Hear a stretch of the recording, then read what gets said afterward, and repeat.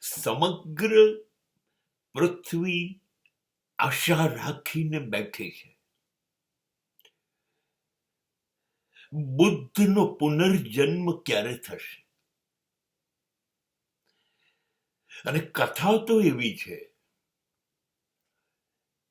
કે બુદ્ધના મૃત્યુ બાદ સ્વર્ગના દરવાજા આપોઆપ ખુલી ગયા. એમનું સ્વાગત થયું. પધારો ના જવાબમાં બુદ્ધ ના પાડે છે. દરવાજા બંધ કરી દો. જ્યાં સુધી પૃથ્વીનો દરેક માણસ સ્વર્ગમાં પ્રવેશવાને લાયક નહીં બને ત્યાં સુધી હું સ્વર્ગ નહીં ભોગવું. એટલે એ તો દરવાજા બહાર ઉભા રહી ગયા.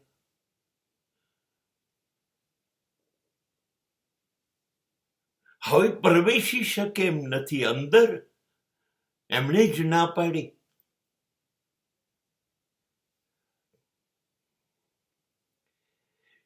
તો હવે એ શક્યતા નથી કે એ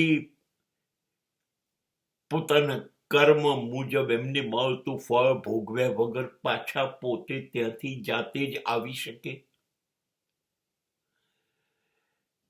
એટલે એ તો પાછા નહીં આવે. એનો પુનર્જન્મ શક્ય નથી. અને એમના માટે સ્વર્ગના દરવાજા આપણે લોકોએ બંધ કરી દીધા. કેમ કે બુદ્ધની અપેક્ષા તે પૃથ્વીનો દરેક માણસ એમની વાત, એમના સંદેશા સમજશે, અનુસરશે અને ધીરે ધીરે માનવજાત સ્વર્ગને લાયક થઈ જશે. આપણે બુદ્ધને ખોટા પાડ્યા, બુદ્ધને નિરાશ કર્યા. તમારે દરવાજા બહાર ઉભા રહેવું હોય તો ઉભા રહો. અમે સ્વર્ગને લાયક બનવા તમે જે કહ્યું હતું એમાંનું કશું કરીશું નહીં. માનવજાત ક્યારેય બુદ્ધના સંદેશા તરફ ગઈ નહીં.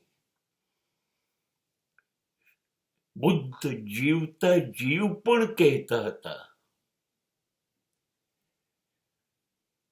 કે તમે જ ઈશ્વર છો.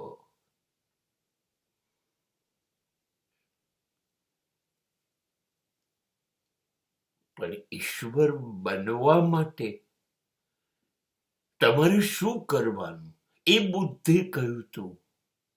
એ આપણે નથી કરવું. બુદ્ધ રાજમહેલ, સત્તા, સુખ, સમૃદ્ધિ, સ્વરૂપવાન પત્ની એટલે સૌંદર્ય, બાળક, બધું જ મૂકી દીધું અને માત્ર જ્ઞાનના રસ્તે ગયા. અને એ ગૌતમમાંથી બુદ્ધ બની ગયા. આપણે બુદ્ધે જે બધું છોડી દીધું એ છોડવું નથી, પકડી રાખવું છે. એમાં જ ડૂબેલા રહેવું છે. પેલો કાદવનો કીડો, ગંદકીનો કીડો હોય ને, એ ગંદકીમાં જ મરે. એને એમાંથી બહાર કાઢો તો એ એમને મરી જશે. મેં સાંભળ્યું છે ખારા રે પાણીના અમે માછલા. દરિયાના જે માછલા હોય એને શુદ્ધ પવિત્ર કરે, મોક્ષ આપે. એવા ગંગા નદીના જળમાં નાખો ને તો મરી જશે. કેમ કે ખારા પાણીના માછલાને મીઠા પવિત્ર જળમાં નહીં ફાવે જીવતા. એમ આપણે લોકો ખારા રે પાણીના માછલા છીએ, ગંદકીમાં ખદબદતા કીડા છીએ. બુદ્ધ કહે કે કોઈ પણ કહે, આપણે નહીં માનીએ. આપણે તો આપણી 5 ઇન્દ્રિયો અને 5 વૃત્તિઓ જેમ દોડાવશે એમ દોડીશું. જ્ઞાનનો માર્ગ અમારા માટે છે જ નહીં. વૈરાગ્ય અમારા માટે નથી, ત્યાગ નથી.